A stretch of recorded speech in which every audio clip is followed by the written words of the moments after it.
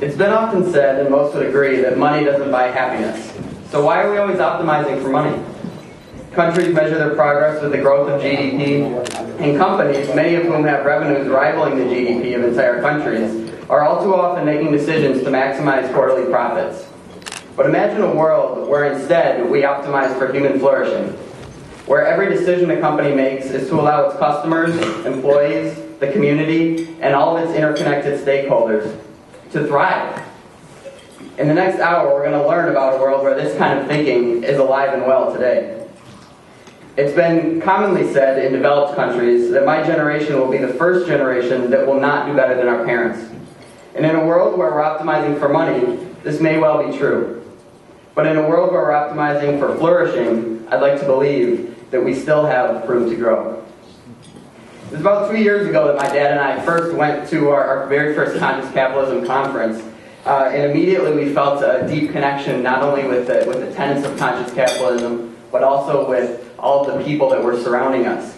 In fact, one of our fellow first-timers coined the term unconscious conscious capitalist. Because while he believed all these principles and had been spending his whole life living them, it was his first time learning of them. And I'd like to believe that there's a lot of unconscious conscious capitalists in the room. And at the end of the hour, maybe you'll be able to call yourself conscious capitalist. But, as Voltaire said, the more I read, the more I acquire, the more I am certain that I know nothing. So really, this is just the beginning, and that's why we have, is our mission for our chapter, to be students and teachers practicing conscious capitalism, believing its principles empower and advance human happiness. So real quickly, if our members could just stand that have committed to that mission of continual learning and growing about conscious capitalism.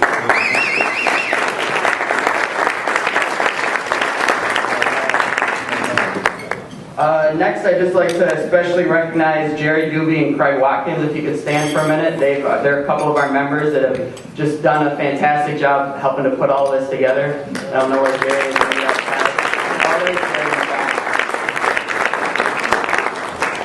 And finally, Tom Brady, my dad. He's got a quote that's on his desk that I've admired for many, many years. And it says, "You're not going to have a lot of people you can talk to about this.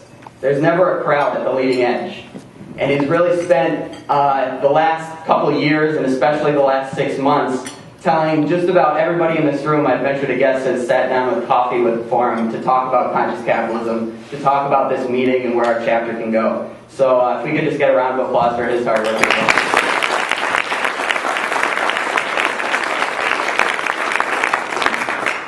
So without further ado, Raj Sisodia, one of the thought leaders of the conscious capitalism movement. Raj Sisodia is the Franklin-Owen Distinguished Professor of Global Business and Whole Foods Market Research Scholar in Conscious Capitalism at Babson College. He's also a co-founder and co-chairman of Conscious Capitalism Incorporated.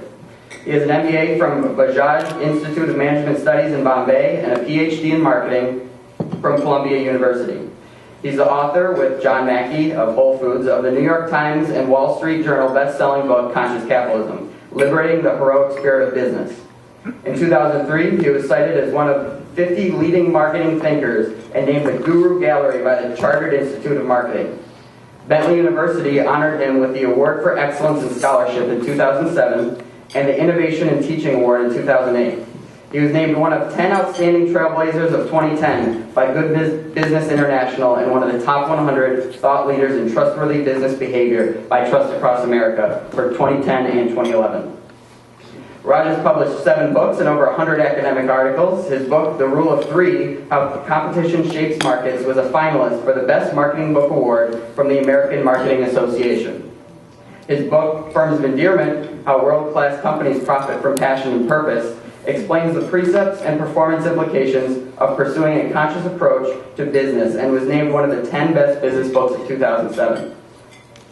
He has consulted with and taught executive programs for numerous companies, including AT&T, Nokia, LG, Kraft Foods, Whole Foods, Tata, Siemens, Sprint, Volvo, IBM, Walmart, Rabobank, McDonald's, and Southern California Edison. He's on the board of directors at the Container Store and Mastech Limited, and a trustee of Conscious Capitalism Incorporated. Please join me in welcoming Raj Sisodia.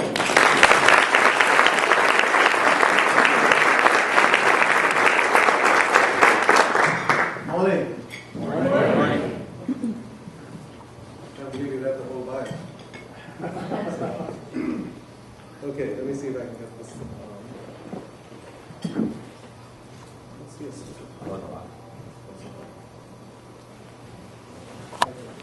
I'm an electrical engineer. We're all obsolete.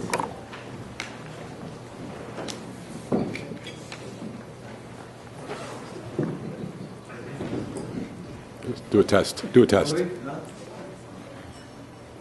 Oh, okay.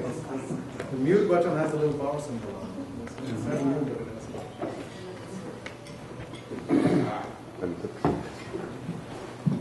Yeah, it's working. Yeah, here you go. Okay, sorry about that.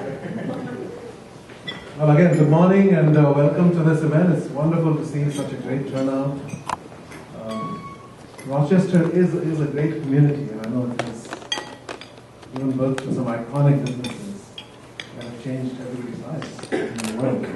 And I think it will continue to do so. And I'm really delighted at the leadership that Tom and others have shown. I wish we had leaders like that in all the chapters of Conscious Capitalism. But it is a fast-growing movement with about 10 countries now, and I think about 25 or 30 cities or regions in the US where we have some kind of chapter presence. So, again, delighted to be here with you. And I'd like to share some ideas around this notion of conscious capitalism. I'd like to start with this simple metaphor that I think describes in some ways the journey that many of us are on. Think about the first time you saw a caterpillar in the garden as a child. What was that caterpillar doing? Probably eating everything in its path. That's what caterpillars do, that's their purpose. But then somebody points to a butterfly and says, that's the same creature. And in a few weeks, this thing is going to become that. Wow, how can that be, right? It looks nothing like it. But as we know, nature steps in at some point, turns on what are called imaginal cells, and then the caterpillar goes into that metamorphosis phase, and emerges a few weeks later as this other creature. A creature not only of light and beauty, but what else does a butterfly represent? What does a transformation, of course? And what does it do in the system? It flies, it soars, it's all good, and pollinates. Now, how important is pollination? If we don't have pollination, what do we not have? Pretty much, right? Einstein said if the bees disappear, human beings could disappear 5 years later. And many other life forms too. And the butterfly similarly does that same function as well. What was that the other day? The bee pollinates 5,000 plants an hour. There are places in China where they've actually run out of bees completely. They're actually doing it by hand. You can just imagine how you start to appreciate the value of pollination. And you have to do it by hand. But again, the butterfly has risen to a higher level of being, if you want to think about it that way as a metaphor, where it's not only about consuming for itself, as when it was a caterpillar, but now it's actually creating multiple kinds of value in the world while it's living out its life. It's spreading light and beauty, but it's also making other forms of life to flourish. It's playing its essential role in a system that's all interconnected and interdependent. Now, of course, the butterfly is not doing any of this consciously. It's not saying, caterpillar's existence is really not that meaningful.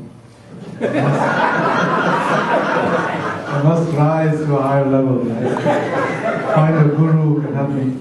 You know, nature does that all. But in the case of human beings, we have to make that choice, really.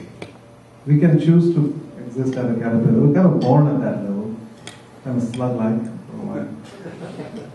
But then we do grow and evolve, and our capacities are extraordinary, as we know.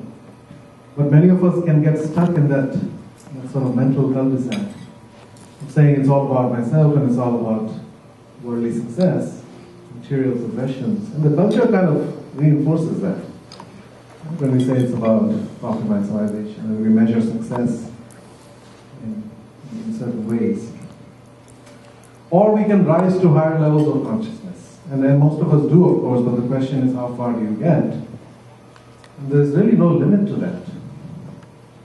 Now think about the person we now know as Mahatma Gandhi. Was he born a Mahatma? Which means great soul. No. I mean, he failed the bar exam in India. trained in England, ended up going to South Africa.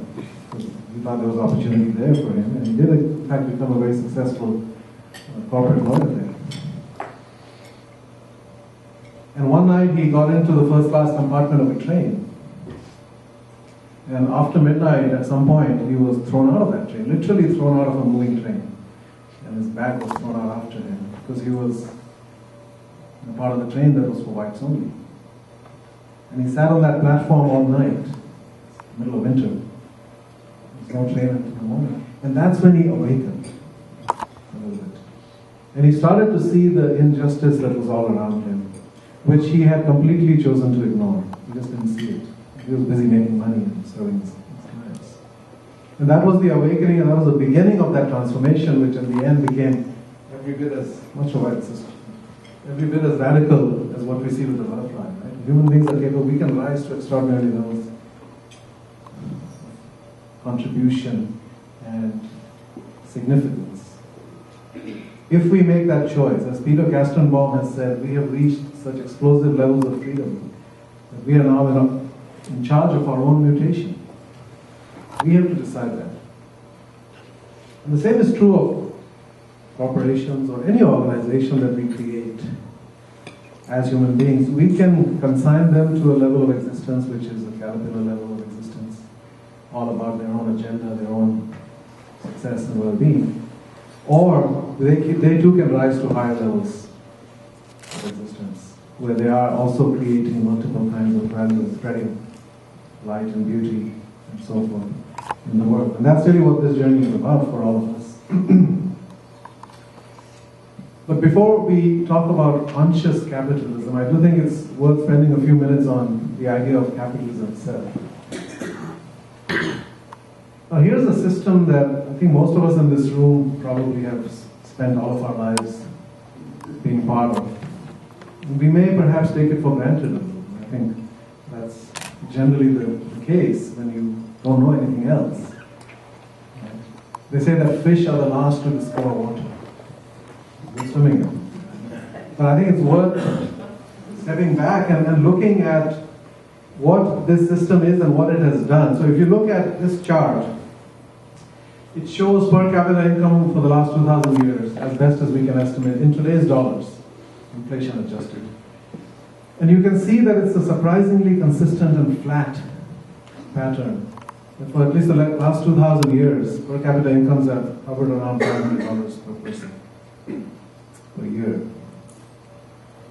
on a worldwide basis. So what does that mean? That means that the average person lived on, 90% lived on less than $1 a day. And a small fraction of people had slightly more prosperous lives. So that has been the default human condition. And you could go back another 10,000 years, I don't think it got any better as we went back. Now, a few things did start to change in the middle of the last millennium. So if you look at the Renaissance beginning in Italy around the year 1400, so we started to come out of those dark ages. We started to see a flourishing of art, and Michelangelo and all those people. Then the big one, of course, Gutenberg invents the movable type printing press in 1450. Now, this was very significant because until this time, books were laboriously produced one by one, like copying them, hand copying. And very few people could actually afford to own a book. It was really a luxury. Of course, 90% of people were illiterate anyway. But even of those 10% who were literate, hardly anybody could own a book. There were no libraries to speak of. But with this invention, suddenly books became quite affordable. Now, still, relative to today, way more expensive, but certainly within reach of far more people. So the spread of information and knowledge accelerated greatly. And then in 1650 or so, we had the Age of Reason or Enlightenment. This was science, Isaac Newton, Galileo, all of those kinds of thinkers, starting to now understand our surroundings and the system that we are part of. But again, most of that did not have any impact on the lives of all people. So these were a few brilliant people who had the opportunity to work and do things and figure things out, but it wasn't doing anything for the masses. So what changed? A couple of big things happened. 1750, Industrial Revolution started in Scotland. Now suddenly we have the ability to produce with much greater efficiency factors of 10 maybe, we could produce more output per person, and therefore the affordability of products went up significantly, but also the economic well-being of those places that had the Industrial Revolution occur went up significantly. Because productivity went up a lot, and with that came prosperity. So that happened in Scotland. And also in Scotland, 26 years later, Adam Smith, a philosopher, wrote a book called The Wealth of Nations, or the full title, An Inquiry into the Nature and Causes of the Wealth of Nations. Now, why was this significant? This was the first time that somebody had actually explained the power of the market. He asked the question, why is it that some places are more prosperous than other places? And he found it did not have to do with natural resources, it didn't have to do with the work ethic, all the things we traditionally assume, that it actually had to do with the conditions that prevailed in terms of freedom. But the places that had greater amounts of freedom, where people could actually choose to focus on doing what they wanted to do and what they were good at, and where there were no restraints on trade, where people could freely exchange their outputs with the outputs of others. Right? So I focus on what I'm good at, which might be baking, I do a lot of that, and then I use some of that to buy everything else that I need from somebody else who's focusing on what they do well. Simple idea, but the fact is it wasn't really understood. And what he said was that if you let individuals make those decisions, those choices, that you will actually encourage far greater prosperity. This was the invisible hand of the market, will actually see to it that most needs get met, and most people find gainful things to do. And that no bureaucrat or government or central planning authority can actually substitute for that. You can't really sit down and decide who produces what and how much and what's the price and so on.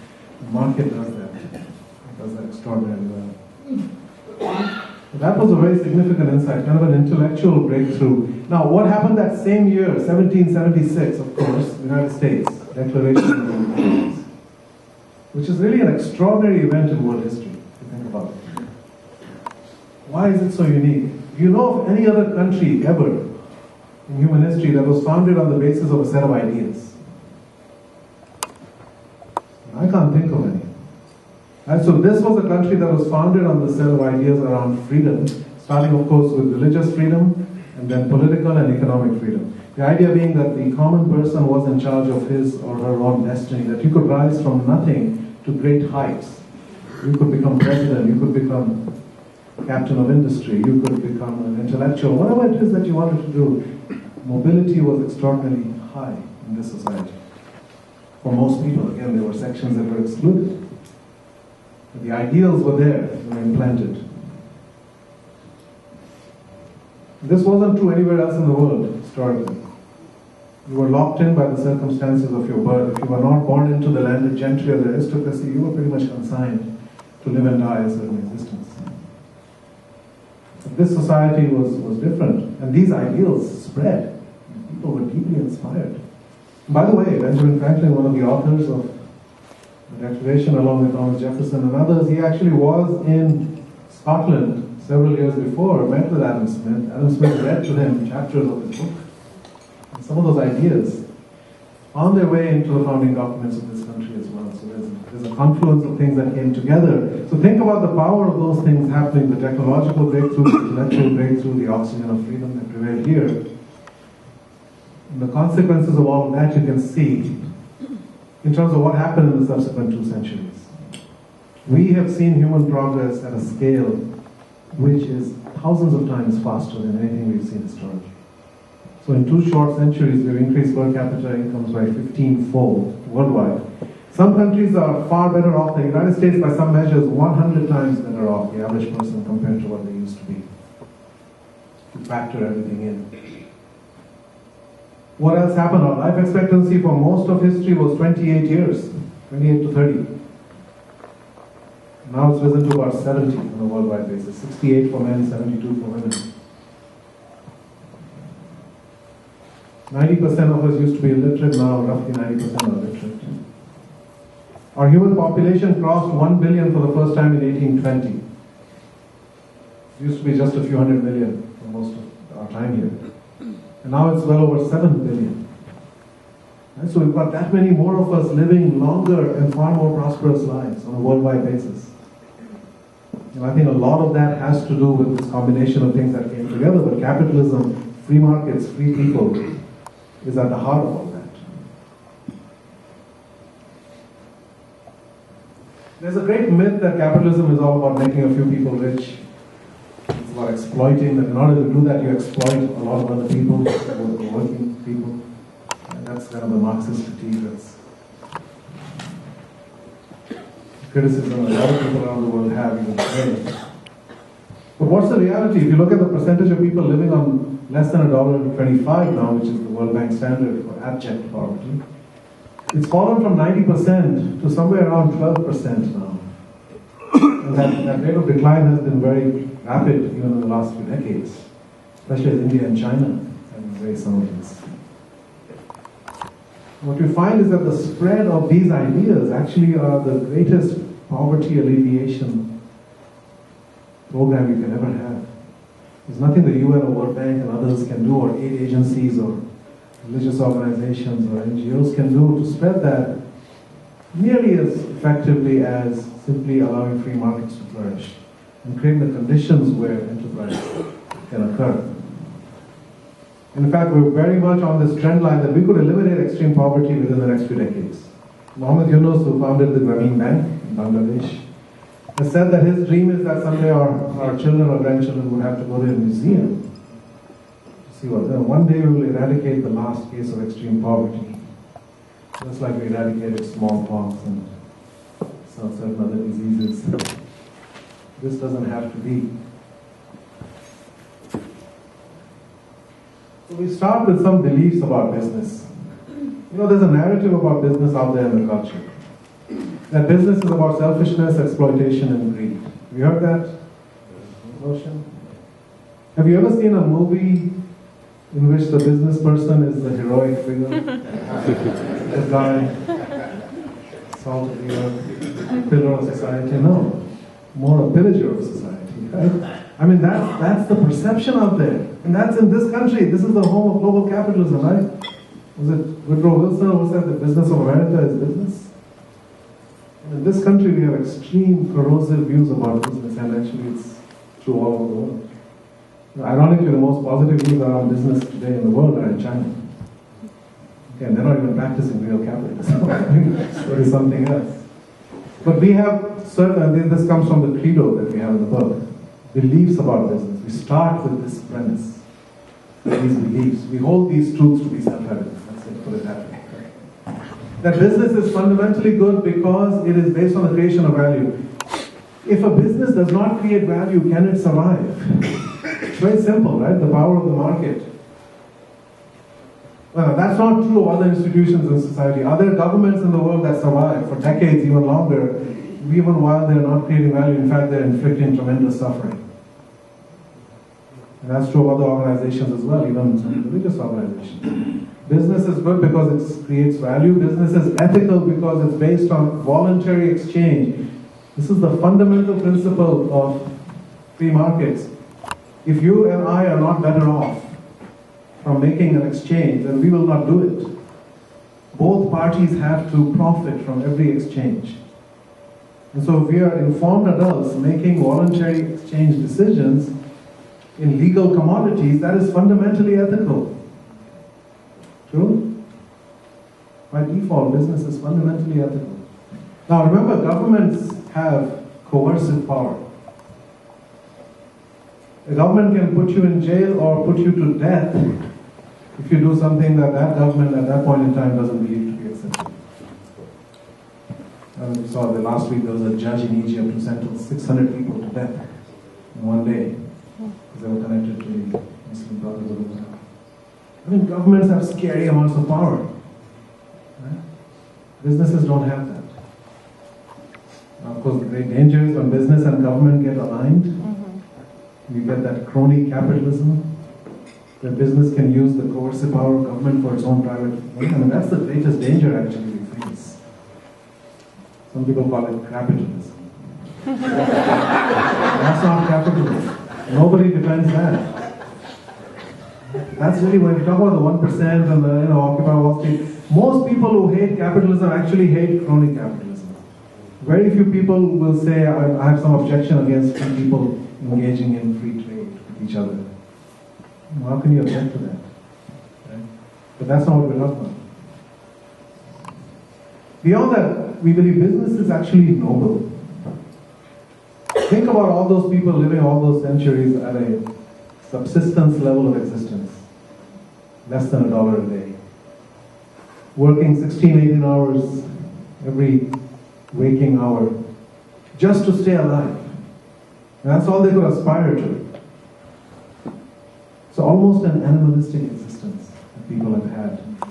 Most people. How many of those people could actually experience what it means to be human?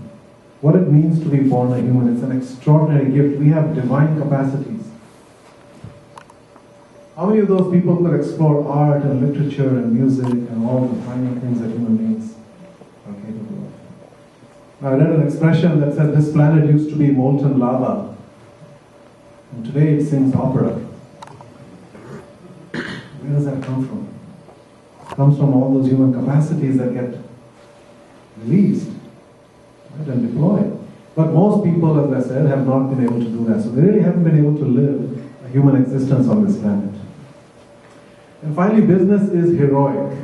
We use this term in the subtitle of our book, Liberating the Heroic Spirit of Business. We think entrepreneurs and business people are the real heroes of our world.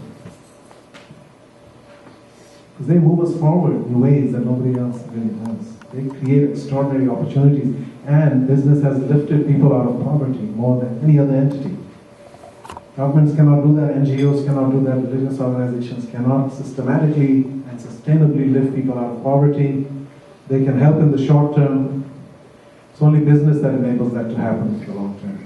There are hundreds of millions of people in India and China alone who in the last 10 or 15 years have lifted from abject poverty all the way into the middle class. There are tens, if not hundreds of millions of people who are alive today because of those kinds of changes. There are girls getting education. There are opportunities that people are having because of this system that we call free enterprise, free market capitalism.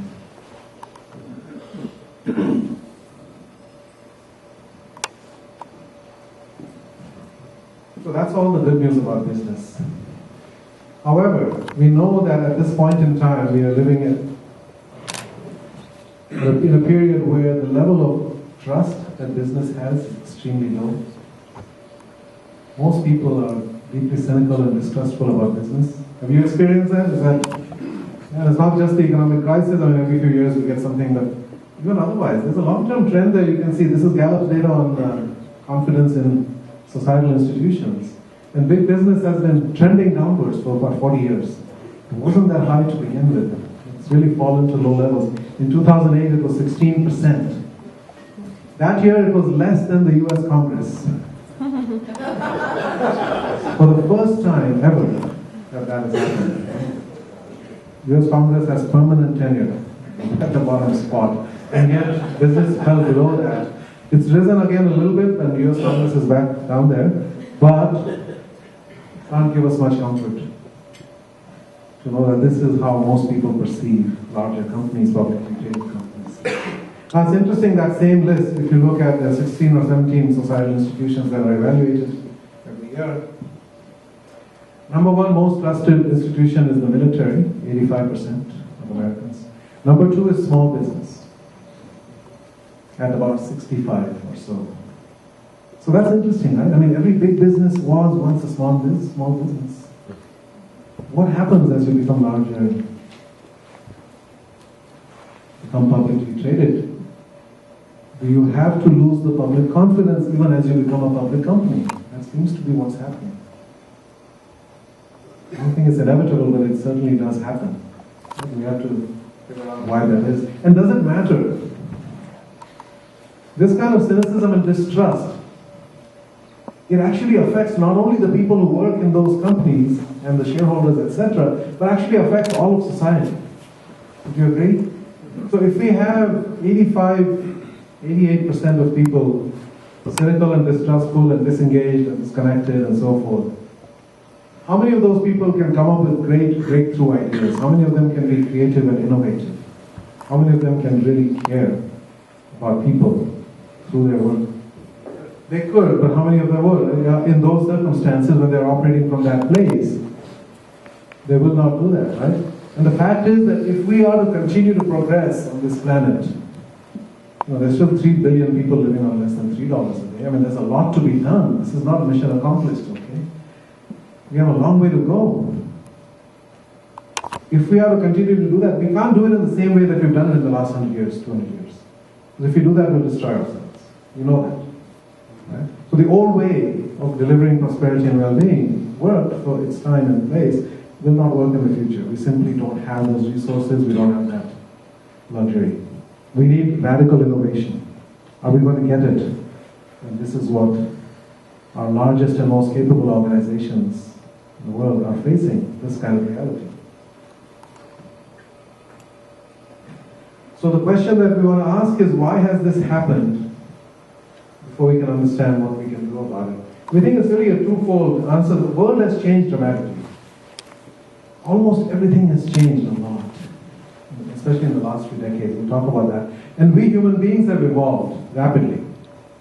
You've seen that chart where we get up on our 2 legs, that's a classic evolutionary chart. Was that the end of the story? Was that like, okay, evolution is over now? No, the journey has continued. Human beings have continued to evolve and change. And in fact, it's accelerated maybe 100-fold. What's happening in a decade now, it used to take hundreds of years. So we talk about some of those changes.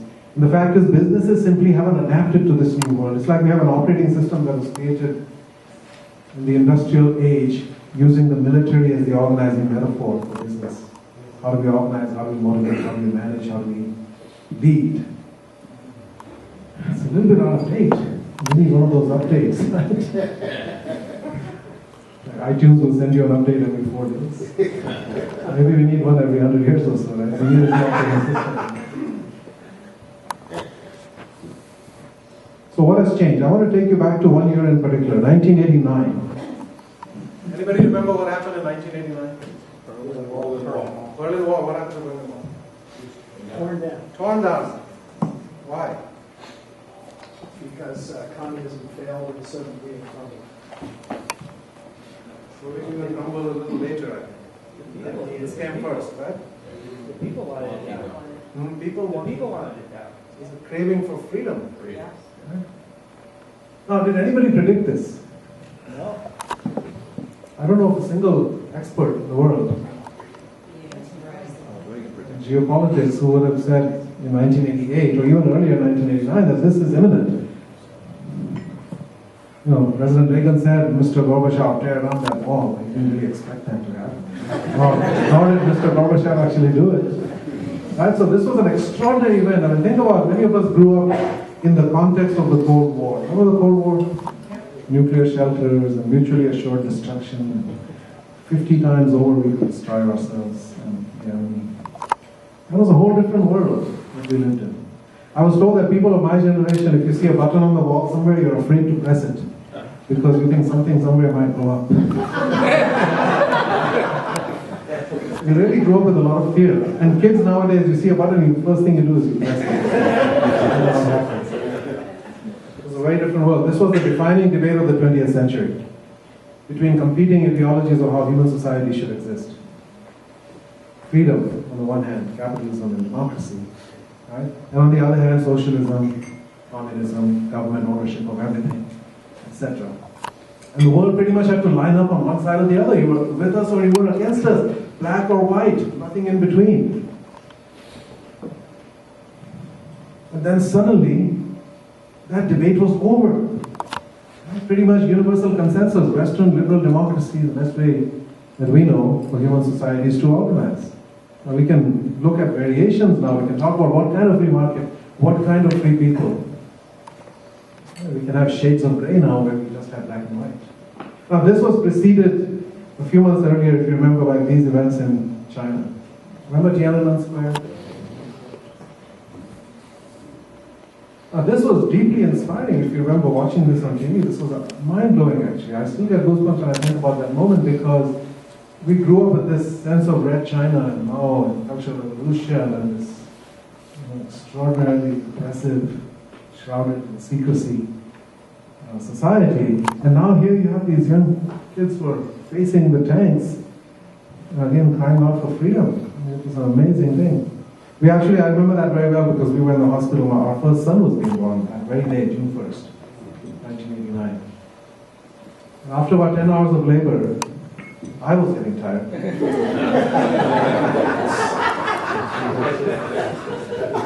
The TV was on in the corner and my eyes were pretty much glued to that. And my wife said, I'm trying to have a baby. I said, just keep breathing. She said, I'm trying to have a baby. I said, I know, but 1 billion people are trying to get free over there. She still hasn't appreciated that line. But really, this was a big deal. Of course, they got crushed. Those tanks and a few hundred people were killed. But I think they inspired a lot of the change that happened a few months later in Europe and elsewhere. They can rise up in China. And that gives courage. And of course, it did lead to changes. That was also the year 1989 when we had the oil spill up in Alaska. Remember the Exxon Valdez? Now, why is this significant? There were many oil spills happening all the time. This one caught the public attention in a big way. All these people flying up to Alaska and sitting there with those toothbrushes trying to clean up those ducks or whatever. I mean, there was a lot of emotional connection to this and response. It awakened environmental consciousness in a way we hadn't seen. And this was also the year that we saw religious fundamentalism become a force again. This was the fatwa issued by the Ayatollah in Iran against Salman Rushdie, who wrote satanic verses.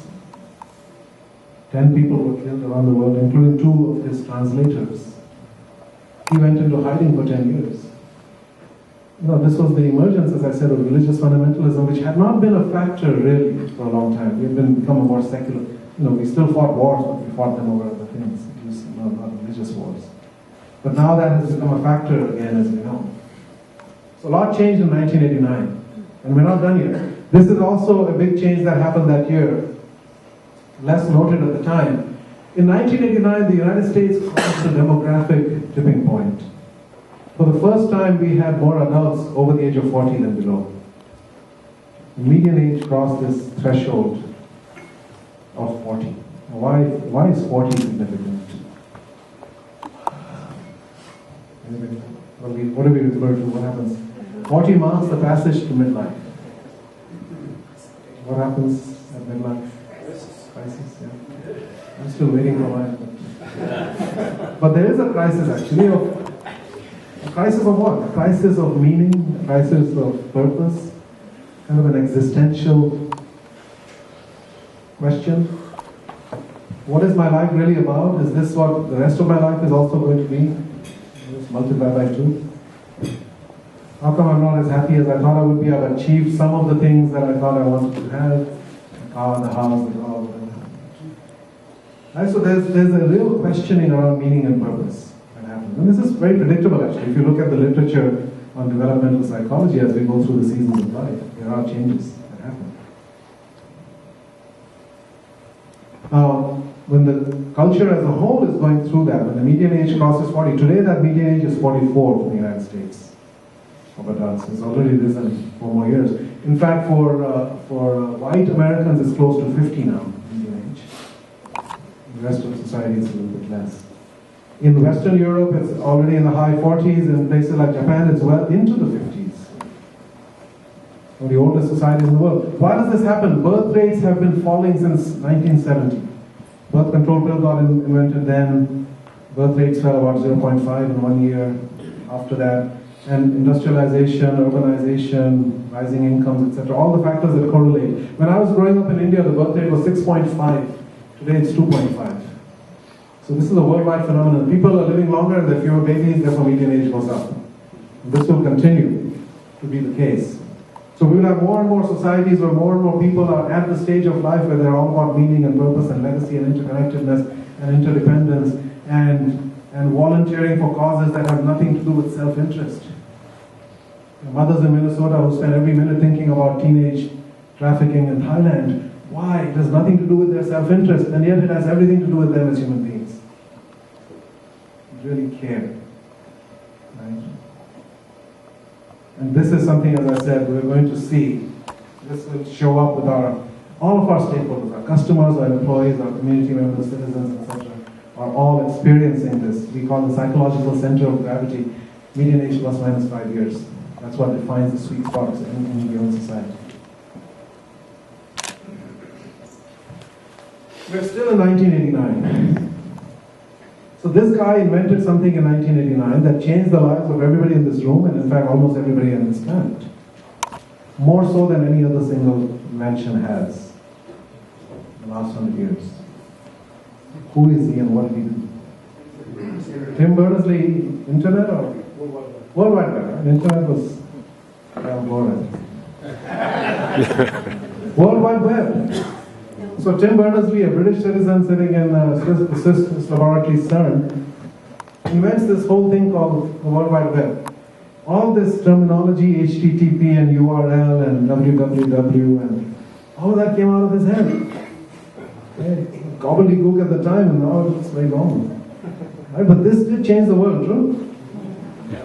Isn't it a fact that the average person today has access to more information instantaneously at their fingertips, anytime, any place for free, than the richest billionaire in the world did 20 years ago? As they say in Washington, that's a true fact.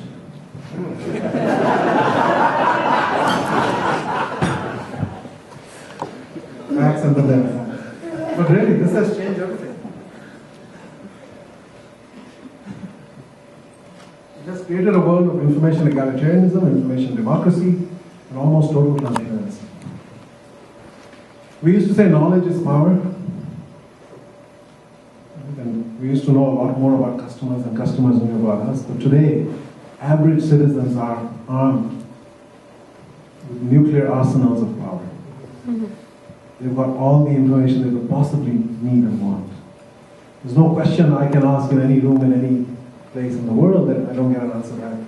But in seconds, because we're all walking around with this enormous cloud of constantly updated, infinitely detailed information available to us. Young people have a hard time understanding that it wasn't always like this. That you couldn't think of a question and get an answer. It's almost like telepathy, right? You have to go to libraries. Even then, you probably wouldn't get it. I mean, it's a whole different world, fundamentally changed. We are extraordinarily better informed compared to any time in human history by a factor of thousands. Okay? That has consequences. Combine that with the fact that we are extraordinarily better connected. Another true fact, in 1995, half the people on this planet had never made or received a single phone call in their life. I used to do a lot of work in telecom in the 90s. Verified data. In India, the density was 1 in 100. There were one phone for 100 people. It used to take 14 years in India to get a phone. You put your name on a waiting list in 1981, and around 1995 they show up with a big black. Where do you want this? This is your friendly government at work. Half the time it doesn't work. And the other time, you've got a line of neighbors always at your house, waiting for calls, right? Trying to make calls. That becomes. So that was the reality. And what's the reality today? We now have more active phone numbers in the world than we have people. Homeless people in India now have access to this technology and other places as well. There are 1.2 billion on Facebook and all this stuff. The level of connectivity is unprecedented. Again, by orders. It's like all of humanity is connected together now in a shared central nervous system. Every node is connected to every other node, potentially. And which means anything that happens anywhere can spread instantaneously, almost faster than the speed of light, anywhere else in the world. And which means that all the energies that exist can coalesce around causes. Right? People can identify and work on issues and your meetups and flash mob, all kinds of things, the Arab Spring, all kinds of things get enabled when you have an infrastructure like that. Here's one that may be less known. Did you know that we're getting smarter as a species? Somebody said, have you seen the Kardashians? Oh, I saw something the other day that was even Real Housewives of somewhere. There was some Iranian family in LA or something. But actually, what's happening to human intelligence was discovered by this guy, Flynn. He went and looked at the IQ testing data for the last 80 years. And he found that IQs have actually been rising 3 to 4% every 10 years. It gets normalized to 100, right? Because the average IQ is always meant to be 100, so you can interpret how you are relative to the average. But if you take away that and look at the raw data, it's been going up steadily. So what does that mean? If you go back 80 years, look at a compounding effect of 3.5% per 10 years over 8 decades, the average person today would be smarter than 98% of the people in the world 80 years ago. You'd be considered a near genius, and today you're average. That's an extraordinary change. We used to say you can fool some of the people all the time, and you can fool all the people some of the time. Is that true anymore? Can you fool anybody any of the time? No. People are smart. They'll figure it out. They've got tremendous cognitive capacity. They can deal with complexity. It's scary, son. I mean, you look at movies nowadays. Sometimes I saw this movie, Inception. I still have no idea what the hell is it. Dreams within dreams. It's like, oh, I need like Cliff Notes. That's popular entertainment nowadays. So we are changing rapidly. Now somebody said, does it mean every one of us is getting more intelligent? So no, actually the way it works is that our kids are smarter than we are. Okay? So it's like generationally. And they kind of blow you away with the stuff they do. They're so precocious now. You see tiny little people decide, sitting in the plane with their iPads and doing all kinds of stuff. It's an amazing change. I mean, think about the amount of change in a short period of time. It's extraordinary. When you combine that with access to higher education, 100 years ago only 9% of Americans finished high school. Today 40% go to college. In places like South Korea, 75% go to college. So access to higher education is an extraordinary change as well. Because it's one thing to have the raw horsepower of intelligence. If you don't have access to education, the remains kind of locked up. It's like that movie Good Will Hunting, right? That kid who was a janitor. Now this is an extraordinary change, and especially now with the internet and the massively online courses and all of that, this is going to become even more available to people around the world. This has been the great equalizer finally for women. Access to higher education is changing the landscape of society because it is finally enabling women to achieve their potential. If you look at college enrollments today, over 60% are women. You know, it used to be about 20-30% 100 years ago. And it used to be in the typical female kind of majors. But today it's 60% across the board, on average. I just saw the numbers at Babson. Next year we will be at 49% women, which is actually extremely high for business schools. Most business schools have been in the 30s. So that too is rising. But you look at law and medicine, women are dominant. You look at education, you look at many other professional fields, anything that requires a graduate degree, women are dominant numerically and they're getting better grades. All of those professions will be dominated by women in years to come. All white-collar professions. It's going to fundamentally change society.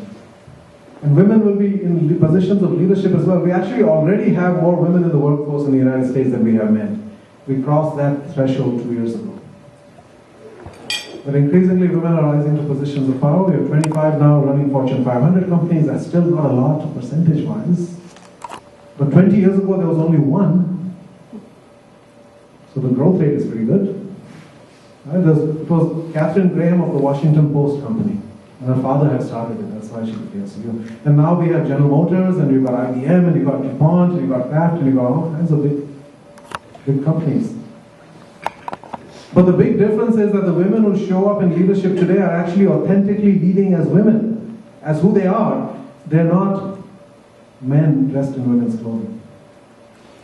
Now, if you go back 20 years, who did you see in leadership? You saw Margaret Thatcher. What was her nickname? Iron Lady, right? In India, we had Indira Gandhi. Now, she was known as the only man in her cabinet. She was tougher than the toughest, more ruthless. Golda Meir in Israel. That's the only way women could succeed in that world was by outdoing the men at what they saw as leadership. And that's fundamentally changing. We're starting to now recognize that the so-called feminine values of caring and collaboration and nurturing and relationships and interconnectedness and interdependence and win-win and on all of those things, those are becoming essential attributes in the world. And domination, aggression, and competition and winning and results at any cost, traditional ways of thinking about leadership, are actually changing dramatically. So this is the rise of feminine values, which is a huge, huge change. And it is not saying that women will therefore replace men. It's saying that we all need to recognize and understand and integrate masculine and feminine attributes and arrive at a hybrid of those. But we have systematically denied those feminine attributes in the world. Right? And denied women the opportunity. And now men and women alike, most of the conscious leaders that we know very much integrate the so-called feminine attributes. They're all human attributes.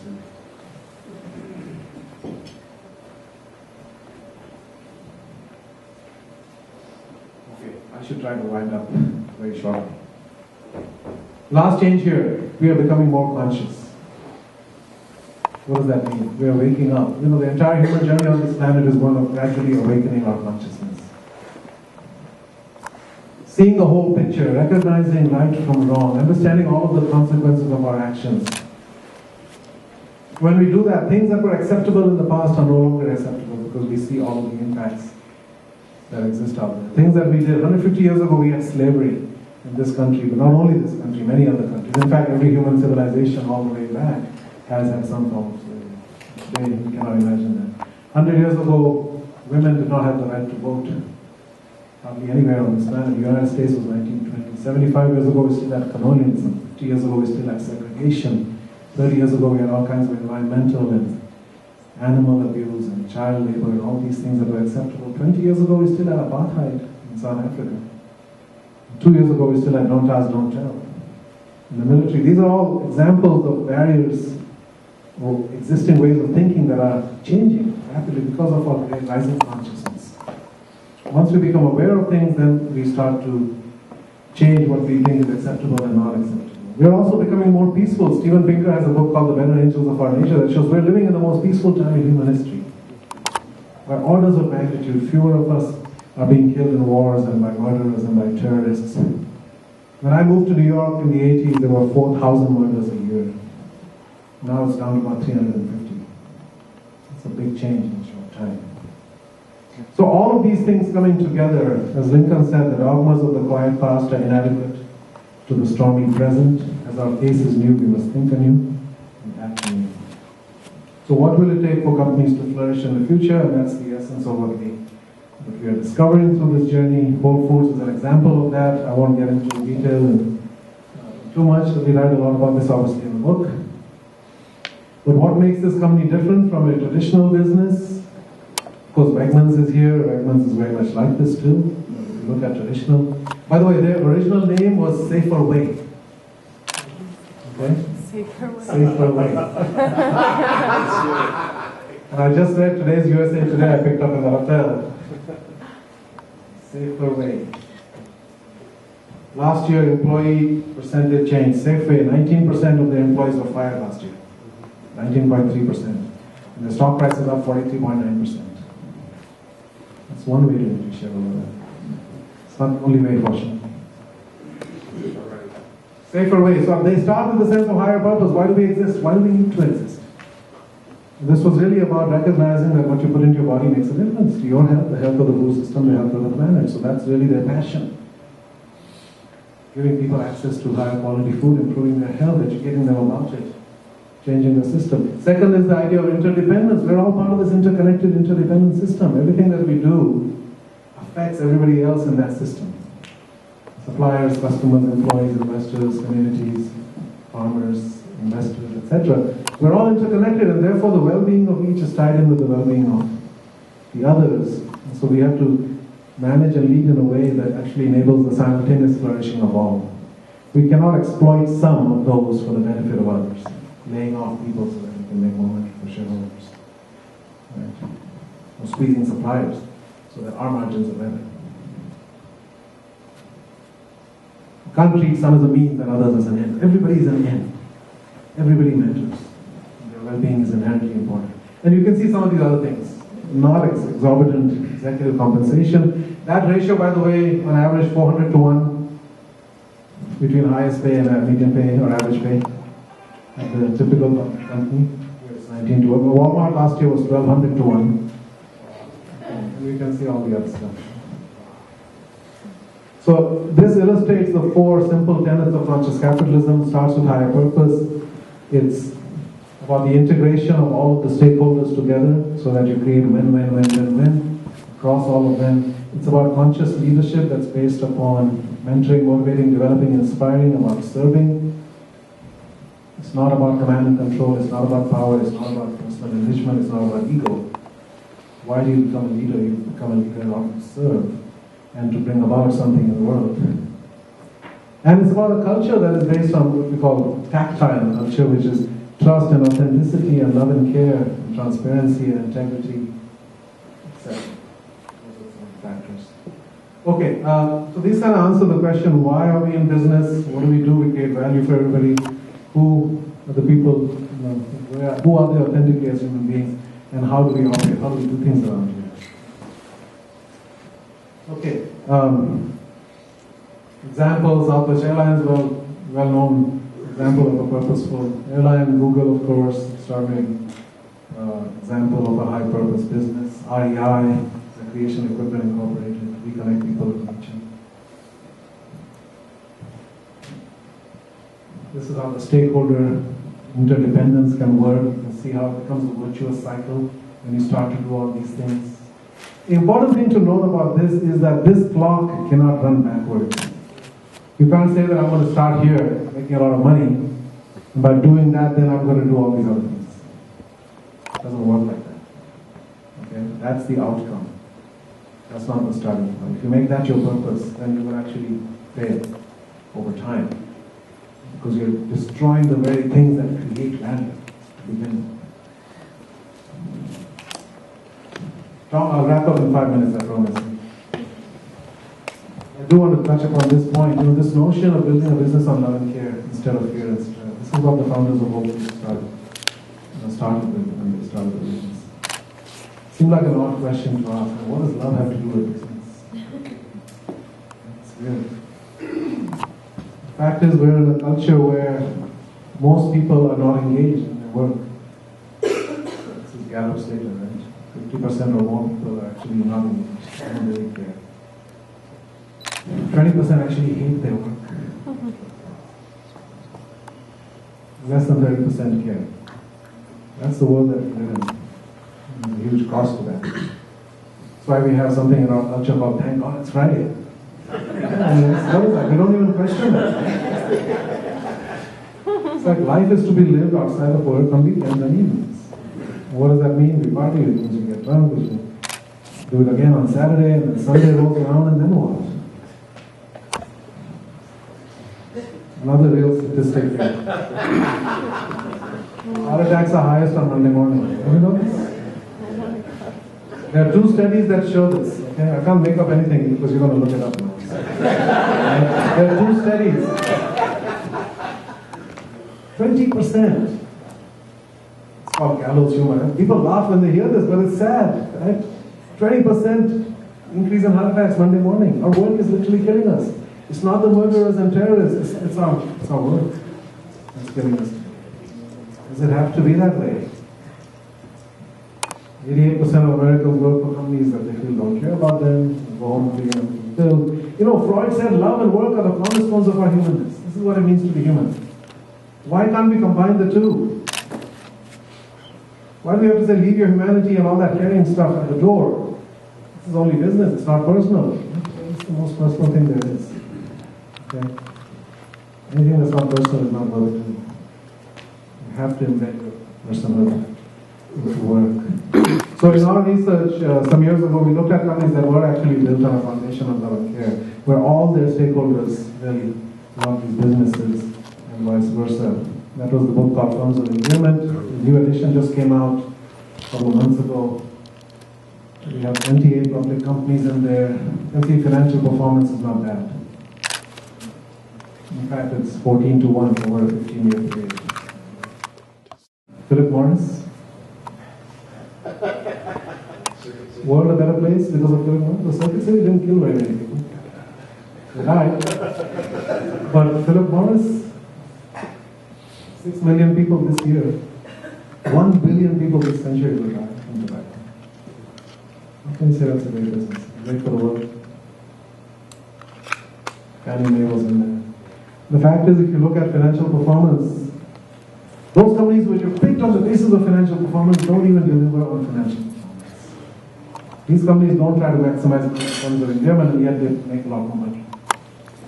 It's like people who try to be happy and can't really be happy. People who focus on living a life of meaning and purpose are truly happy, as Viktor Frankl said. These are the 29 wonderful private companies we have in the book. Of course, Wegmans I've separated as, to me, those are kind of the superstar private companies out there. Extremely strong in terms of their qualities, in terms of endearment, and of course, Driscoll's is in that list as well. Many of them, most of these companies you probably not familiar with. Okay, I think I'm going to stop here. This is a book I'm working on now on conscious leadership, and this is a CEO who I'm working with. He's really been showing the power of leadership as stewardship.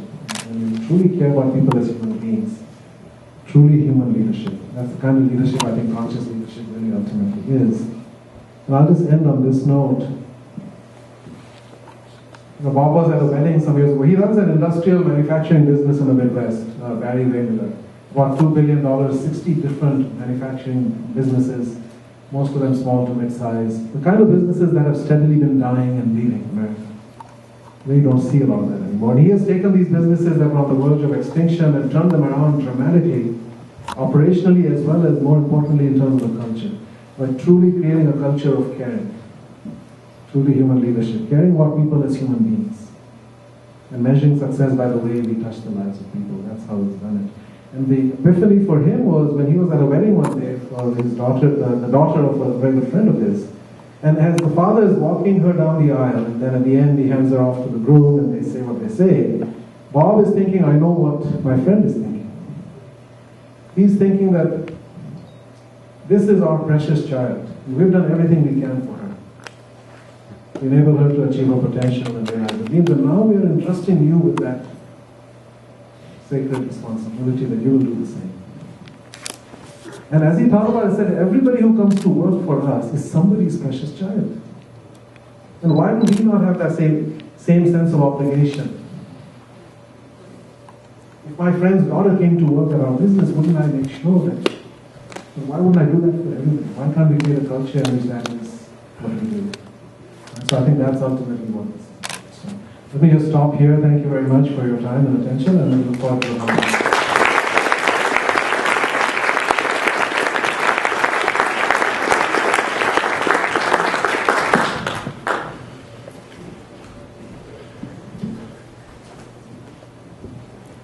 So now we're actually going to invite some more folks up for a panel discussion and field some of your questions. So I'll just start off. I mean, in this town, Wegmans needs no introduction. You all know that they've been on Fortune's Best Companies to Work For since its inception, and topped the list in 2005. And also, as Raj, as Raj mentioned, they're in both editions of Firms of Endearment. Jackson Peters is the Senior Vice President of Store Operations at Wegmans and has 47 years of incredible service. And I'm sure you all have a few personal stories that can vouch for Wegmans and their incredible customer service and the reason for their inclusion on that list. So please welcome Jack up to the panel.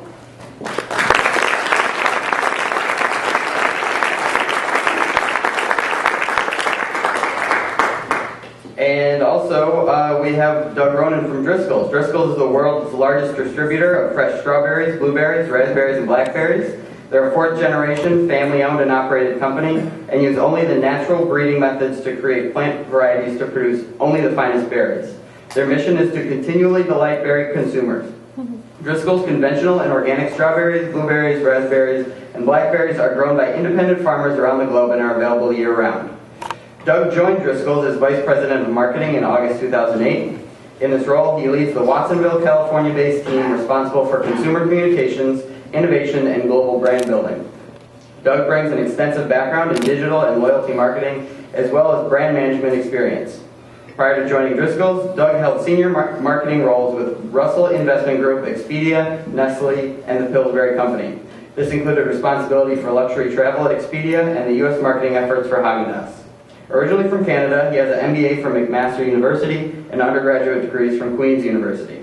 During his spare time, Doug enjoys landscape painting, golf, hiking, and the many benefits of life in the Monterey Bay area. Please welcome up Doug to the panel.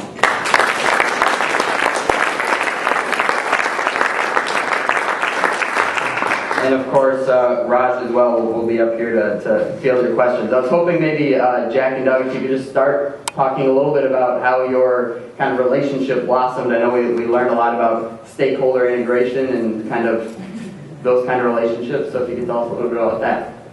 Good morning, everyone. First of all, I want to thank the wonderful presentation we had. And whenever I think of Bob Wegman, I always think of Bob's motto was take care of your people, they'll take care of your business. Treat your people well, and they'll be able to reward you by taking care of your customer. And I find that the books that I read are pretty much all about Bob's philosophy here, and it always makes me proud. I've known Bob since I was a 17-year-old kid, so he certainly set the vision for our company to take care of its people and also to be a merchant.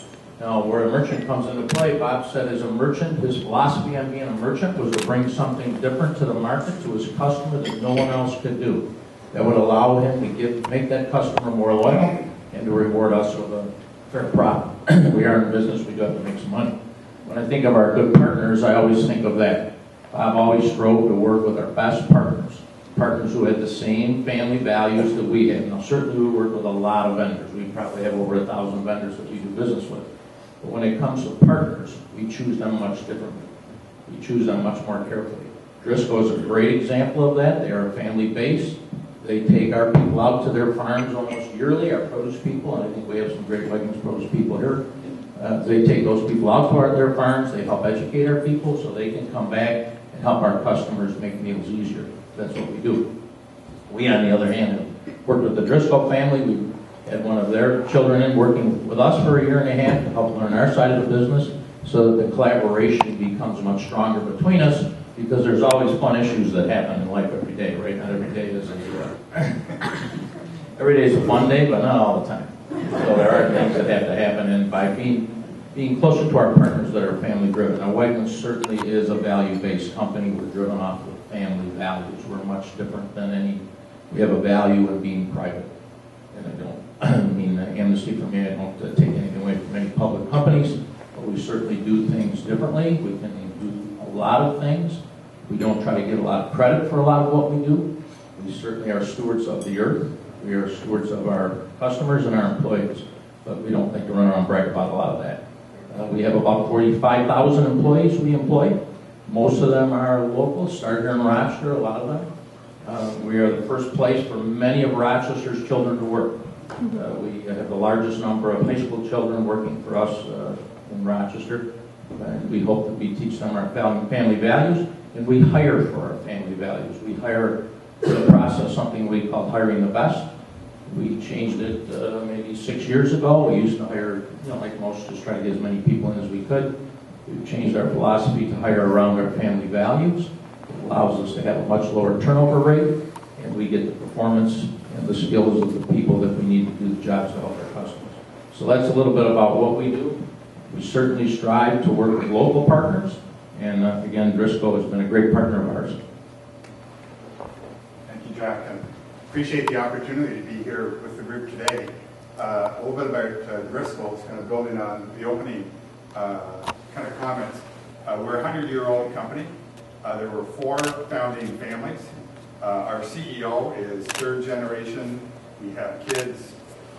His family, his daughters are in the business. Actually, one is leading our efforts with Driscoll's in Chile. Also, he has nephews. Eric Ryder was one Jack was referring to, who spent a year and a half here in Rochester to learn about very important values and practices about how we can get better from a very important part of ours being Wegmans. You heard a little bit about our mission. A little bit more detail on that. It's to continually delight varied consumers through alignment with customers and varied growers. And 2 important words there for us that really kind of guide us day in and day out. One is delighting consumers, and alignment with customers, and alignment with growers, because we're not corporate farms. We actually partner with 800 growers around the world. And we produce berries. We make them available 52 weeks of the year in markets like Rochester. We're growing berries on the west coast. As far north as Vancouver, British Columbia. As far south as Chile, up and down the coast, Pacific Northwest, California, which is where our roots are, into Mexico. 30 years ago, we had a pioneer from one of our sister companies, John Weiss. He took a flight down to Guadalajara, went off, and he discovered, wow, you can grow berries in these different parts in Mexico. Now, if you go down there, there's a huge, vibrant set of communities in which Driscoll's, along with other berry growers, are creating opportunities for people to really be able to prosper in the countries where they want to stay and live and raise their families. We also grow in Europe, Northern Europe, all the way down through Spain, Portugal, and into Morocco and Egypt. And we even go further south in terms of South Africa. So we are still, our roots and heritage are in California. Our franchise, from a marketing perspective, is still here in the U.S. and in North America. But we actually, our brand is shipped to over 55 markets around the world. And it's amazing, we just recently did some consumer research in 6 global countries. And our brand name showed up in areas that we didn't even realize. People were recognizing that, so we're very blessed with that. And Raj, I want to thank you. You made some very important themes that kind of inspire and also really speak to the collaboration that Jack was speaking to for kind of mutual benefit. We're values driven. Our 3 key values: passion to excel, humility to learn from others, and trustworthiness to kind of in our collaborations. And we're not driven by market share focus, and we're not driven by financial gain. We feel that if we delight consumers and have a very high standard, and no, we never hit that standard. Miles Ryder, our CEO, will not allow us to do that. We can always improve. And that partnership with Wegmans makes it possible that we can improve. Because people like Joe Hansen are constantly giving us feedback on where things are going well and when things are not going very well. It's very much a kind of family relationship that way. And that allows us to be able to do the great things that we do and to be able to steward the brand that my team members have the honor to do that. Well, one of the values is we're certainly closer to the consumer than most of our partners would be. So the reason for the collaboration always is to help our consumer, help the end shopper get what they're looking for. Well, by working, we don't produce product, but by working closely with the producers, we can make that come to life. And we're always excited over that. We're up to 6 states now where we do business, at 85 stores. I always have to kind of count, I've lost track. And in those states, the change in our business has really been listening to our people. I don't know what works, and I've been with the company 47 years. I've held every job in the company. I used to say that I held every job but pharmacy, but now I do have pharmacy also reports to me. But we don't, be careful what you ask for. We don't, I don't know what people need in Virginia. I don't live there. New Jersey, Pennsylvania. Heck, it's hard to understand what people want in Buffalo anymore. We live in Rochester.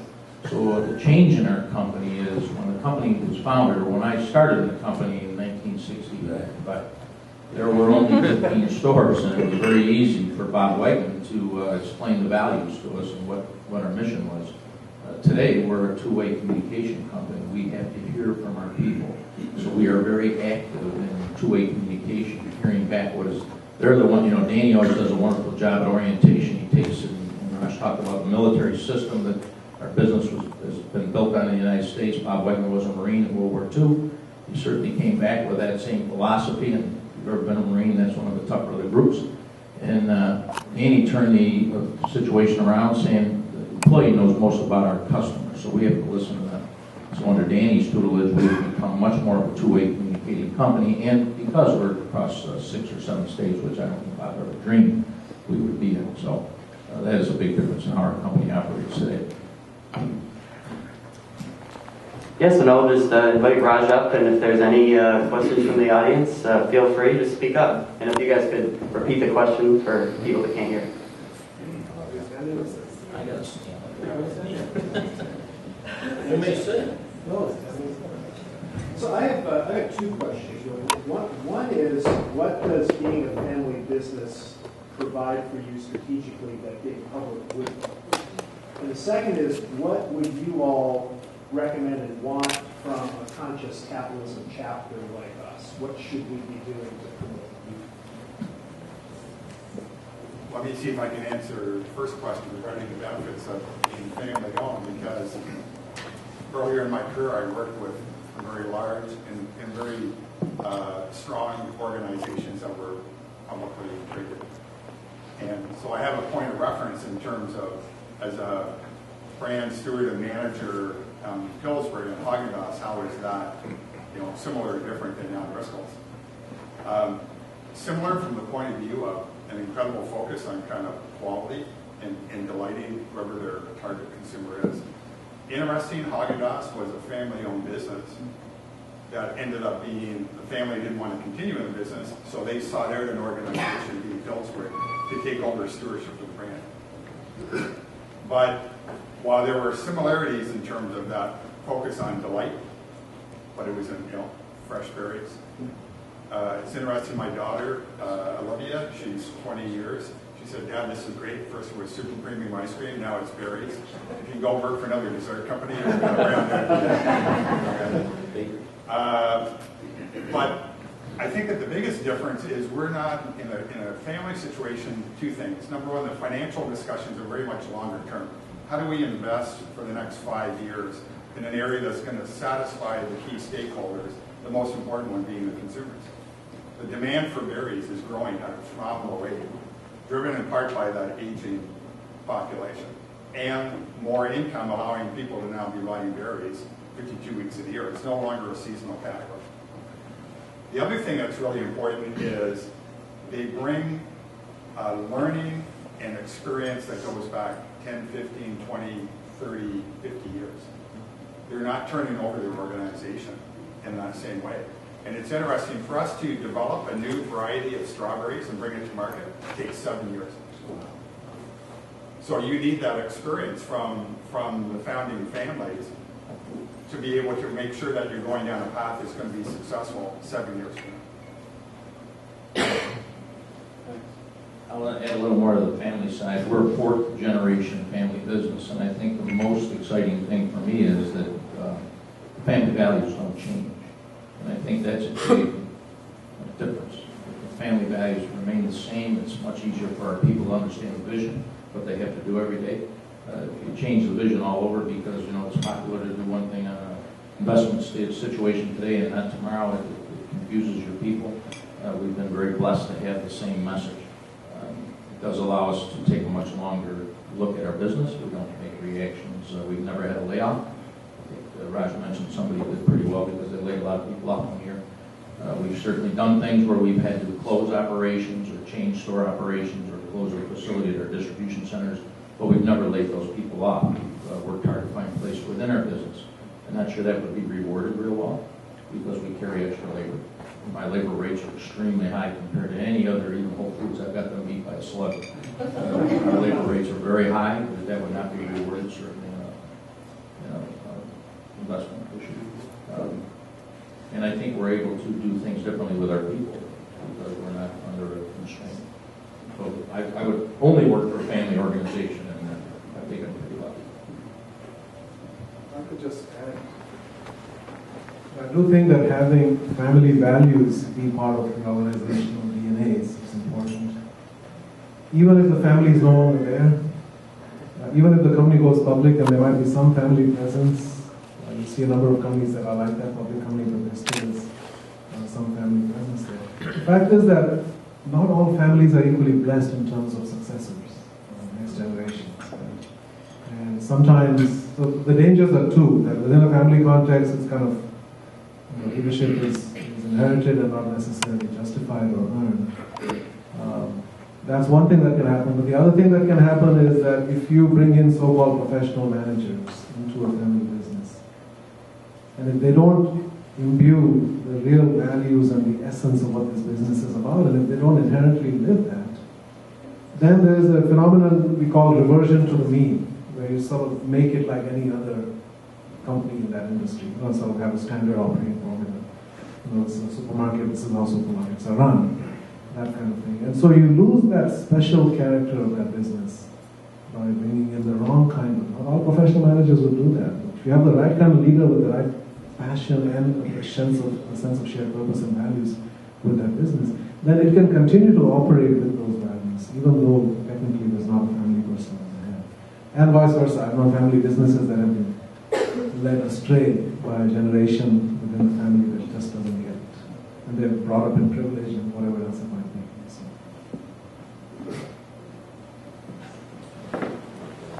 Raj, when you were speaking and enlightening us with many points about the reality of the world today, that we are getting smarter, that it's a more peaceful time than ever, there's a great deal of prosperity, I was struck by how different that was from the common collective narrative. I think, at least as Americans, many of us have, that things are getting worse. People aren't as good as they used to be. And in the business world, I think, again, the perception, when we talk about corporate business, maybe people think of Enron. They don't think of the Driscoll story or the Wegman story. And in light of all of the information all of us have access to now, unfortunately, part of that is a lot of misinformation and a lack of full perspective. And I'm just wondering, how do we bridge that gap? Well, I think we're trying to do that by shining the light on the wonderful companies and the great examples that are out there, far more numerous than we realize. These are not they are exceptional businesses, but they're not as rare as we might have felt. There are lots of great businesses that are out there. And I think shining the light on those and recognizing them and learning from them, that's a big part of what this movement is about. The news cycle tends to operate on bad news, as we always know. So business news tends to focus on things gone wrong, and likewise in other parts of society. We're trying to focus on what is being done well, who is doing it, what can we learn from them, how can we generalize it, how can we spread that, how can we then educate the next generation of leaders based on the right principles. I mean, I've been teaching strategy for almost 30 years, and for 25 years I never used the word purpose. It's kind of a strange thing looking back. But the purpose was given to us as profit maximization. My finance colleagues would mock us for saying, how can it be anything else? But the fact is, now we realize that there is a purpose separate from profit. You need profits in order to grow and survive. Just like we human beings need red blood cells in order to live. But the purpose of our existence is not to produce red blood cells. The purpose of our life is the purpose of our life, whatever we define it to be. And everything else serves that. So we are profitable and we grow and we reinvest in our growth, etc., so that we can achieve our purpose at a higher level. It's not the other way around. We fulfill our purpose so that we can make profit at a higher level. Anybody else? Let me just talk a little bit, kind of the trend regarding the new technology and information, and how do you know you're on the right track?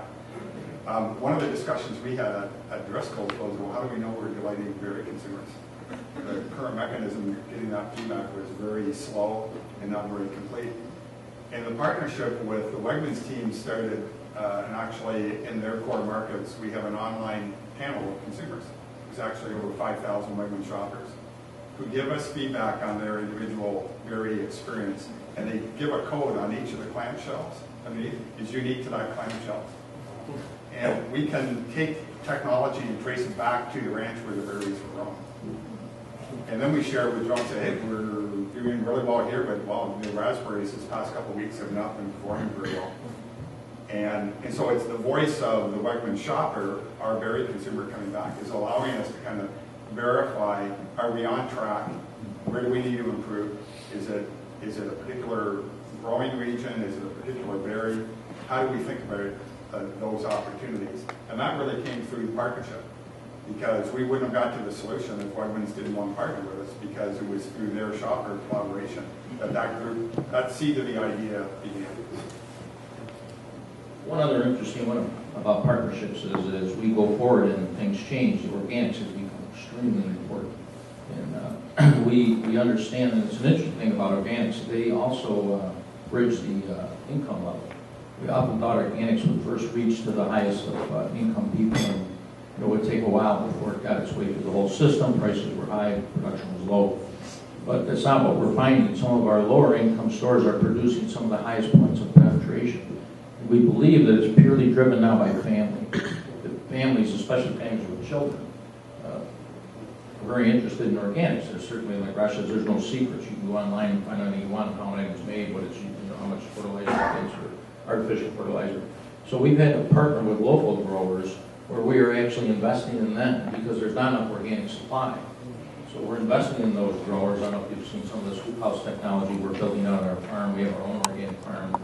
We started that as an R&D center for ourselves so we could learn how hard it was to grow organics.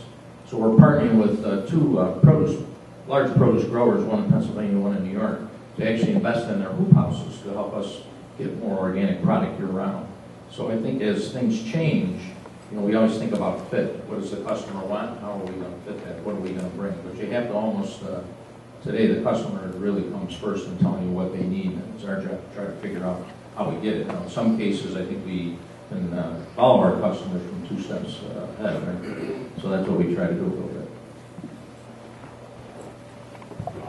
Can I ask a question? It's kind of deviated from the particular topic. It's about anxiety. 1989, when I moved to Rochester, there was only 4 drugstores. I know, 4 figs. Now the drugstores are all over the place. Now, all these things happen because is that more anxiety, more disease, or is there a connection between drug companies, food productions, technologies? I tell you from my experience in pharmacy that I think customers are more and more leery of pharmaceutical solutions, right or wrong. I mean, certainly they have made an enormous difference in the world and the lives we live.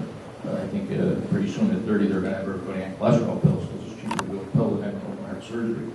But I can't speak for the proliferation of drugstores other than that they are trying to make money because the drug business is not profitable. So they're more convenient stores. In my mind, as a retailer, I see more of these stores on the corner because they're retailers and they want to be convenient. As far as anxiety, I try to stay out of that except for Monday morning meetings. I do think you point to one of the almost consequences of prosperity. You go back to 1960, we spent in this country 5.7% of GDP on healthcare. I think about 16% on food. And today we're close to 20% on healthcare, and about 8% on food. And so those 2 lines are going in opposite directions. We're getting a lot of cheap calories, and a larger number of calories per person as well. And there is an effect on the health. And so people are suffering from more ill health in general. I mean, a lot of the chronic diseases, diabetes, and some of the others. We have more treatments, but the incidence has also gone up significantly. So, part of it, as I said, is the consequence of rising prosperity. And India and China have exploding numbers now of diabetes, as people have more income, etc. But the other part of it also, I think, has to do with the work climate. The fact that there is greater stress in people's lives. And that shows up in all kinds of ways, all kinds of physical manifestations of that. So not only anxiety and all the psychological conditions, but also many physical conditions are impacted by the higher levels of stress. So people do have more stress in their lives, and work has a big part to do with that. The way people are treated at work affects them in the rest of their lives. It's not just what they do while they're in their office, but when 88% of people work for a company they feel doesn't care for them, well, how does that then affect them once they leave work? What happens at home? What happens with their children? What happens in their spouses? What happens with the community, etc.? There's a tremendous domino effect. There's what we call emotional contagion. So these are all contagious things. What happens in the way you're treated at work? So there's a tremendous responsibility, I feel, in that sense. If we don't create the conditions where people are truly valued as human beings and truly treated like somebody's precious child, that's going to affect not only their health, but the health and well-being of society as a whole. And that's why leadership is stewardship of the lives entrusted to us, and recognizing the tremendous power and therefore responsibility that business has in the world, not only to create products and services and financial wealth, but actually to impact the very nature of our existence. This is, I think, very significant. There's, if you indulge me 1 minute here, I'll tell you a story about what I think Bob Wegman said as somebody asked about how this helps, how do we help be better leaders. I used to spend many a day with Bob Wegman on Saturday driving. Every Saturday I drove around to visit stores, much sometimes to the chagrin of the ex-store managers that are out here. They're always learning days, but we could not get a merchandising program right at one time. And we worked very hard. Bob had a vision, we couldn't execute it. We just weren't making it happen. We worked as hard as we could. Finally, we went into a store and it wasn't quite right, and Bob left, and I was still there lamenting the pain. And a young lady came out from the back, a part-time woman, her name was Beth, she was probably in her 60s, and she said, I think I know what Mr. Wegman wants. Would you let me set this case this way? I said, Beth, please. You can figure it out, go do it. And the store manager, who was an excellent store manager, now division manager for us down in the new markets, said, let me work with Beth, we'll get this done. Called me up, he said, you got to come and see it, I think we finished it. At the same time, Beth had a personal problem in her life. Her daughter had run into very bad financial issues. Beth spent all her money. This was a part-time woman, I remember. Had spent most of her money to help her daughter out and was basically broke. She was living with no energy in her home in Sodas. And if you were from upstate New York, it's pretty cold in the winter. She had no electricity or heat for 9 months. The store manager found out about this through another employee who said, boy, I think we got a problem with Beth. He immediately wrote a check to RG&E, turned her power back on, got her going. Bob came to the store that Saturday, saw the presentation of the merchandise, and just was overwhelmed. Now, at the same time, before we got to the store, I mentioned to Bob that we could help us out a little bit. We walked in the store, and Bob saw this presentation. This is Saturday, the busiest time in our store. The store is very crowded. The store manager said, Bob, I'd like to show you the woman who got this done. He brought Beth out. Beth started crying, got a little emotional, and Bob Wegman looked at her and said, we're even, and he walked away. That, I think, is the mark of good leadership. You empower your people to do their jobs. They do it, and it's a joint, it's a fit. You know how they fit, and they enjoy their work.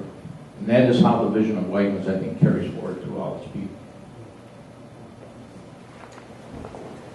Hi, can I ask? Can we go back to the first question about being publicly or privately held and what a difference that makes, because you don't have to answer to shareholders? Well, I think you do. Okay. I'm not sure that we don't. Maybe I misled you, I apologize. We do answer. We have 45,000 shareholders. They get up every day.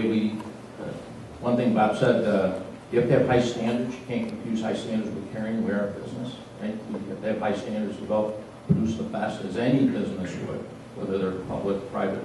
You have to have high standards. You produce a product that people want, then you're able to care. I mean, it blends back and forth there.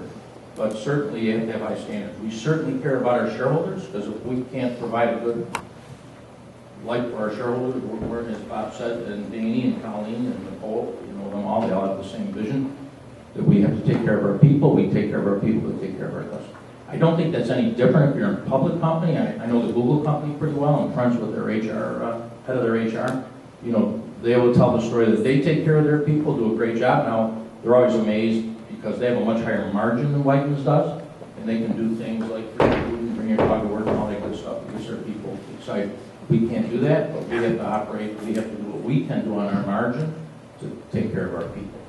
Many years ago, Bob Wegman came in and he said, I'm worried at the holidays of people. He read an article, our rates were up and all this stuff. He said, I want to give you somebody to take care of your people. You take it, you spend it, give it to your store managers. I don't need to know what you're doing. I don't need to know where you're spending that money. You help our people. And that's, I think, the way most good businesses run, whether they're private or not. Yeah, I would say similarly in the case on Driscoll's, we have, there are shareholders, many of them are family members, but there are also other employees. Plus, it's very important in the way that we are rewarding our employees is through profit sharing. So they want to be making sure that we're doing the right thing to be able to deliver both delight in an effective and efficient way. And if we're not, then all of a sudden our returns are going to drop and we're not going to be able to invest in the way that we want. The big difference, though, for coming from organizations like Pillsbury, for example, we're not worried about what the quarterly report is back to the market. We may make a decision to actually incur an expense that is above our plan goals because it's the right thing to do over the next 2 to 3 years. And we have done that multiple times in the 5 years I've been there. But we've also achieved kind of outstanding financial results, not because that's been our focus, it's because if you focus on delight and you focus on the mission and you're true to your values, that's a natural outcome, is what we find. I'll just add to that. Part of the work we're doing is showing companies and showing Wall Street that this way of being actually delivers greater returns financially. But it's not just financial. This is about creating other kinds of well-being as well. It's about emotional well-being of people. It's a spiritual sense of meaning and purpose. It's a physical well-being. It's the environment. It's social capital. It's the impact on our culture. All of those are consequences of the way we act. So, and as I said, we and others are providing more and more evidence that this way of functioning actually generates more financial results, but not as a trade-off, but actually along with and as a consequence of doing those other things well. But it is true that individual leaders of companies can sort of get buffeted by the pressures of analysts on Wall Street.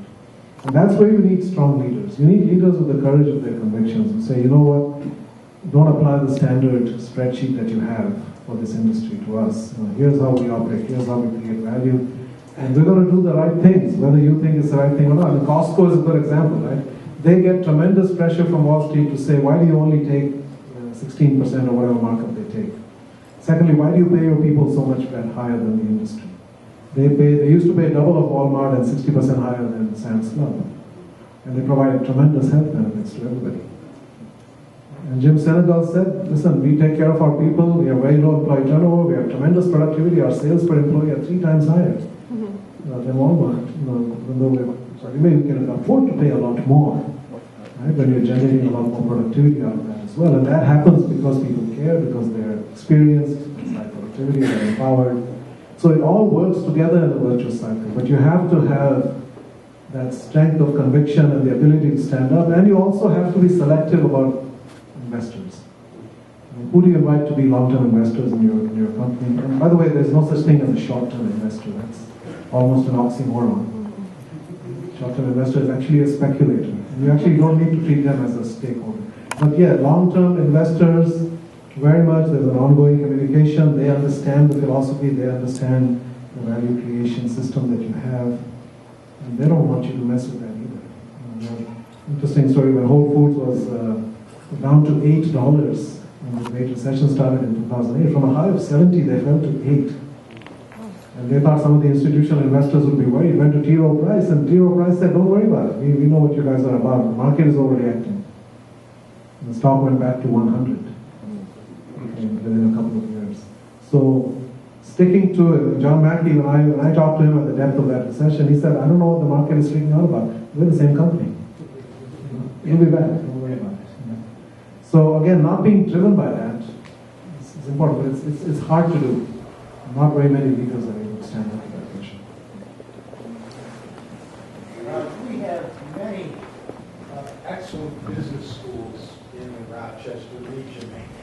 And I'm wondering what kind of response you get from the educational community on principles of conscious capitalism. Because certainly when I went to business school, there was no mention of this kind of philosophy, and I'm not sure how prevalent it is today in the various schools.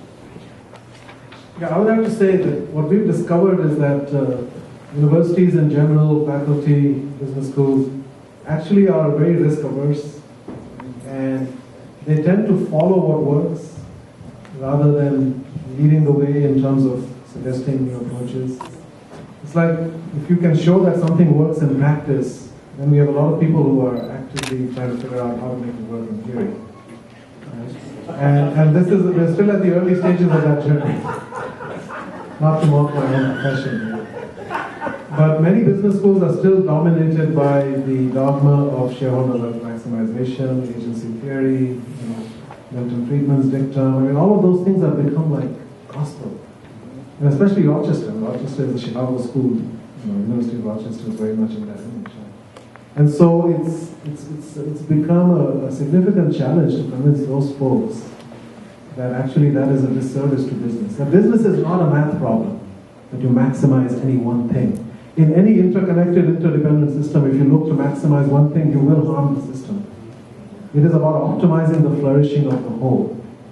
And the second misconception that people operate under is that, and Milton Friedman himself said this, he said that the leaders of the organization work for the shareholders. Sorry, they don't. They work for the corporation. The corporation is its own thing. It has its own standing in the eyes of the law. And the flourishing of that entity is the responsibility of the leaders. And that entity will flourish when everybody connected to it, all the stakeholders, are enabled to be flourished. Right? If you start operating that system just to benefit one, we refer to this in the book as a form of cancer. What is cancer? When we're a body of 100 trillion cells all cooperating for the flourishing of the whole. Right? And cancer is when one part of that system starts to grow out of control for its own sake, without regard to the well-being of the whole. And that is ultimately suicidal because that tumor will ultimately kill the host organism and therefore kill itself. And that's exactly what happens when you allow a business to be hijacked by any one stakeholder, anybody with a powerful megaphone or voice or power within that system. And sometimes it's customers, sometimes it's employees. When you have too much power, sometimes through unions, where they can destroy a business because they say, I want to take as much as I can. Everybody becomes a taker in the system, rather than looking to allow the system to grow and flourish. So that's the real danger here. So I'd have to say business schools are lagging behind in this. We started 5 years ago trying to do that, and we found because conscious capitalism wasn't a known idea at all, people were very skeptical. Now many companies are talking about this, they're embracing it, so we're seeing more interest now. We're starting to restart that effort. We do hope to ultimately change the way, and it's very important, we have to change the way future business leaders are thought. It's a long journey. So just to respect everybody's time, we're gonna cut it there, and we actually have hopefully this kind of ignited some interest and some passion in many of you. There's a lot of great questions. We actually drew names for three of Raj's book that he mentioned, the second edition of Firms of Endearment that just came out. So we will be sending a book to Brandon Jacob, Lyda Reidlinger, and Mike Alt. And I encourage the rest of you as well to take a look at the book and continue to educate yourself. And then we're going to just take a break for 5 or 10 minutes, and anybody who's able to stick around, Raj will be here to field more questions. So thank you all very much for coming.